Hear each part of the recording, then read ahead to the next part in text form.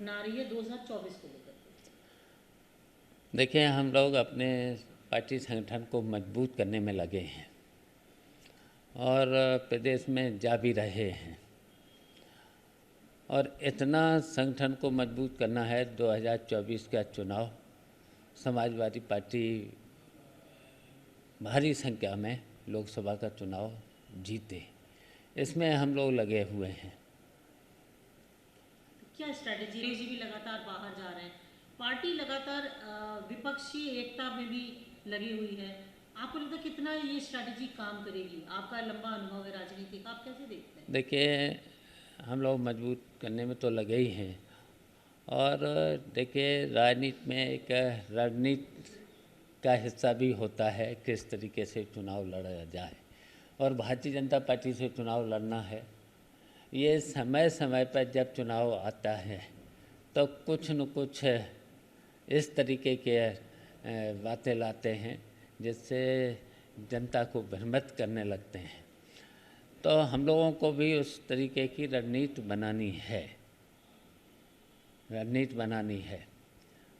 तो 2024 का चुनाव हमें लोगों को जीतना है, पूरा विपक्ष को भी इकट्ठा करना है और विपक्ष को इकट्ठा करके भारतीय जनता पार्टी को हराना है। आप देख ही रहे, आप सब लोग देख ही रहे हो किस तरीके से जब चुनाव आता है तो कोई न कोई जनता को भ्रमित करने का काम भारतीय जनता पार्टी करती है।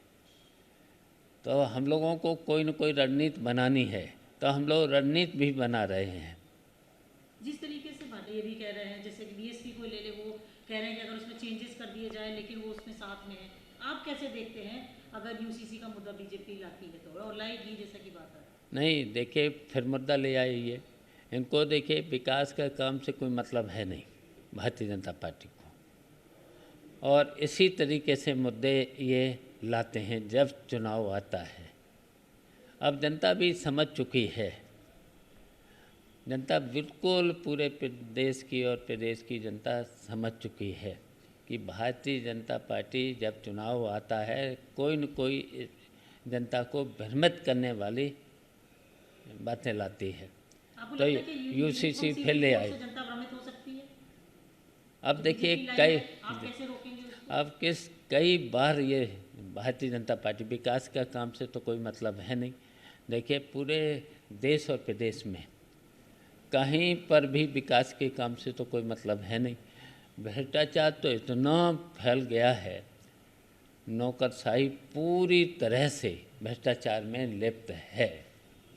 चाहे ट्रांसफ़र पोस्टिंग हो, कोई भी हो, और लाइन ऑर्डर नाम की कोई चीज़ है नहीं। पुलिस सुरक्षा में हत्याएं हो जाती हैं।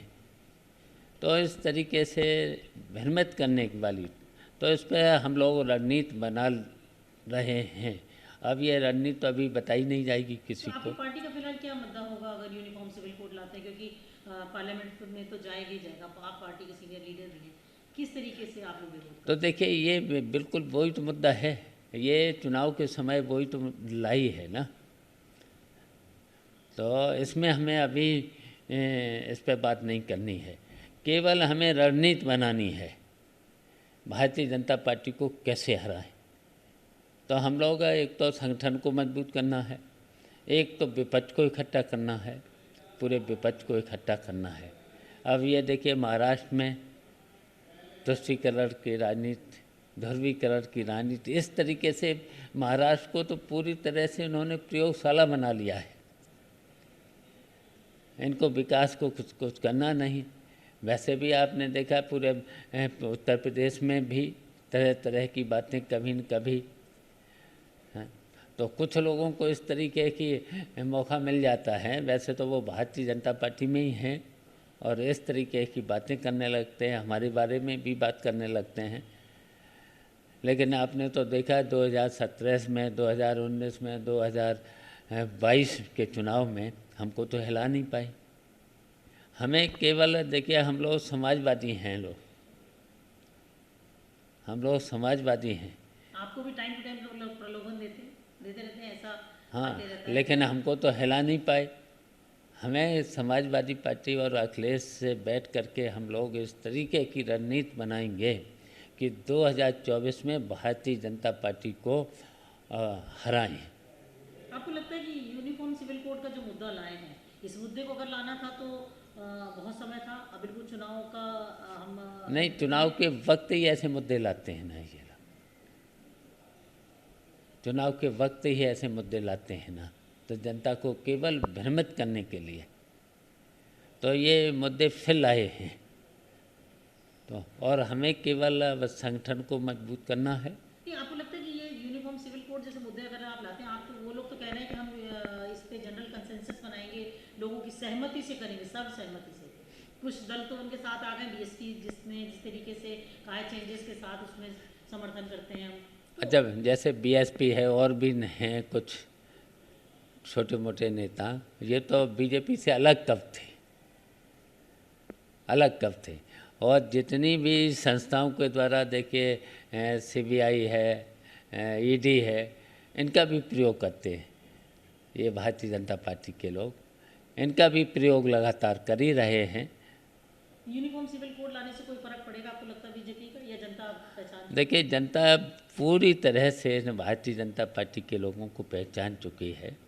झूठी बातें करना, झूठे वादे करना, इस तरीके के यूसीसी जैसे ये लाना, तो केवल जनता को धोखा देना और करना कुछ नहीं, विकास का काम करना नहीं, देश की जनता के लिए कुछ करना नहीं, देश के लिए कुछ करना नहीं, केवल देश को कमज़ोर करने का काम किया है, समाज को बांटने का काम करना। ये यूनिफॉर्म सिविल कोड जैसा कानून तो बहुत से देशों में, इस्लामिक कंट्रीज में भी है, लेकिन चुनाव के वक्त ही लाने की क्या ज़रूरत है? चुनाव के बाद कोई बात है, चुनाव के बाद, अब चुनाव के समय क्या लाने की ज़रूरत है? केवल जनता को भ्रमित करने वाला काम करते हैं भारतीय जनता पार्टी, झूठे लोग हैं ये। आपने महाराष्ट्र की बात की, अगर मैं कहूँ कि कल समाजवादी पार्टी बिल्कुल टूट के मुहाने पे खड़ी है, बहुत सारे विधायक, उन्होंने आपका भी नाम लिया कि वो भारतीय जनता पार्टी में आने के लिए। देखिए, जो लोग इस तरीके की बातें करते हैं, इनको तो वैसे तो भारतीय जनता पार्टी से अलग तो है नहीं ये लोग, और फिर हमारे बारे में तो आप देख ही चुके हैं ना।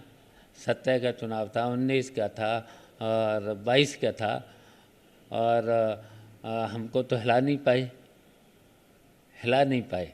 और ये जो लोग इस तरीके की बातें करते हैं, बहुत छोटे लोग हैं, और ये एक बार नहीं बहुत बार इस तरीके की बातें कर चुके हैं, और भारतीय जनता पार्टी से अलग तो है नहीं ये लोग। पार्टी में किसी तरीके की टूट अब इलेक्शन आया है, इलेक्शन आने पर इनकी दुकान फिर से चलना शुरू हो जाए, इस तरीके की बातें करते हैं। और मुझे तो देखना पड़ेगा, फिर जाना पड़ेगा जहुराबाद, एक दौरा करेंगे, इन्हें ढूंढना पड़ेगा हम कहाँ से चुनाव फिर लड़ें, कहाँ से चुनाव लड़ें। ये बहुत हल्की बात करने वाले लोग हैं। बस किसी तरीके की टूट नहीं, हम मान सकते हैं कि पार्टी किसी तरीके से टूटने वाली कोई बात है नहीं। समाजवादी पार्टी के लोग बहुत मजबूती के साथ खड़े हैं। हम लोग संगठन को मजबूत करके केवल भारतीय जनता पार्टी को हराने का काम करेंगे।